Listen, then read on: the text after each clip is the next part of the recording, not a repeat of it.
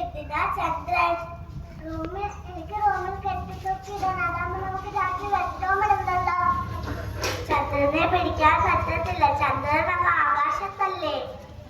അത് മാത്രവുമല്ല, ചന്ദ്രന് വെട്ടവുമില്ല. പിന്നെ ചന്ദ്രന് ഇടനിട്ട് വെളിച്ചം സൂര്യയുടെ പ്രകാശം തട്ടി ചന്ദ്രനോട്ട് വരുന്നതാണ് നമുക്ക് കാണുന്നത്.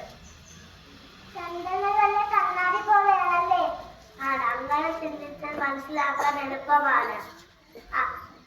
മനുഷ്യൻ ചന്ദ്രനിൽ പോയിട്ടുണ്ടോ? ഉണ്ട്. 1969 ജൂലൈ 20-ലാണ് മനുഷ്യൻ ആദ്യമായിട്ട് ചന്ദ്രനിൽ കാല് കുത്തിയിട്ടുള്ളത്.